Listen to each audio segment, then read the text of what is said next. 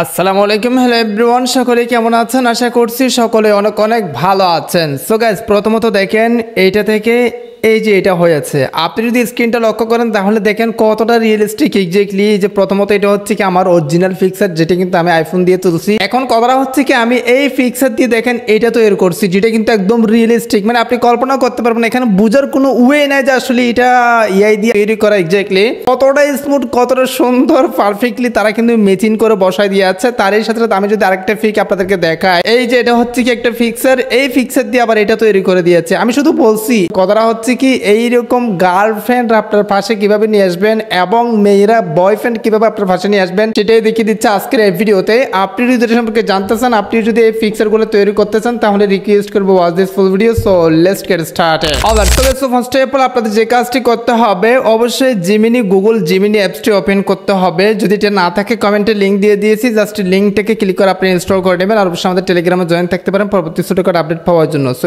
এখানে আপনাকে যে কাজটি করতে হবে, দেখেন ব্যানার অপশন বা কল অপশন, এটা সিলেক্ট করে দিতে হবে। এরপর আপনারা যে কাজটি করবেন, দেখেন এখানে একটা প্লাস অপশন আছে, এটাতে ক্লিক করে দিতে হবে। সিম্পলি সেটাতে ক্লিক করে দেওয়ার পর গ্যালারি অপশনে ক্লিক করে দিতে হবে। তো এখন আপনি যেই ফটোর পাশে গার্লফ্রেন্ড অথবা বয়ফ্রেন্ড আনতে চান, সিম্পলি ওই ফটোটা আপনি সিলেক্ট করে দিবেন। ফর এক্সাম্পল আমি একটা ফটো সিলেক্ট করে দিচ্ছি, সিলেক্ট করে দিয়েছি, দেন ডাউন অপশনে একটা ক্লিক করে দিয়েছি। সিম্পলি এখানে আপনাকে একটা টেক্সট লিখতে হবে, সাবস্ক্রাইব করে রাখেন পরবর্তী এরকম ইন্টারেস্টিং ভিডিও পাওয়ার জন্য। এখানে আপনারা লিখবেন, দেখেন ADDA, মানে অ্যাড বাংলাদেশি কিউট। আমি যে প্রসেসটা দেখাচ্ছি এটা কিন্তু খুবই ইন্টারেস্টিং প্রসেস, যেটা দেখলে আপনি অবাক হয়ে যাবেন। অ্যাড বাংলাদেশি কিউট, দেখেন এই যে গার্লফ্রেন্ড। সিম্পলি আপনাকে এই টেক্সটটা লিখে দিতে হবে। এটা আপনারা কমেন্টে পেয়ে যাবেন অথবা ডেসক্রিপশন বক্স থেকে কপি করে এখানে পেস্ট করতে পারেন, অথবা এখান থেকে দেখে আপনারা এখানে লিখতে পারেন add Bangladeshi cute girlfriend. Simply যে দেখেন এখানে একটা সেন্ড অপশন আছে, এটাতে ক্লিক করে দিতে হবে। That's it. এখন একটু অপেক্ষা করলে আমরা দেখি আসলে রেজাল্টটা কেমন আসে এক্স্যাক্টলি। তো আপনারা হয়তো জানেন যে এগুলো বর্তমানে অ্যাভেলেবল হয়ে গেছে। সো জাস্ট সেকেন্ড আমরা দেখতে পারবো এখন রেজাল্ট। ও মাই গড, দেখেন গাইস এক্স্যাক্টলি ভাই,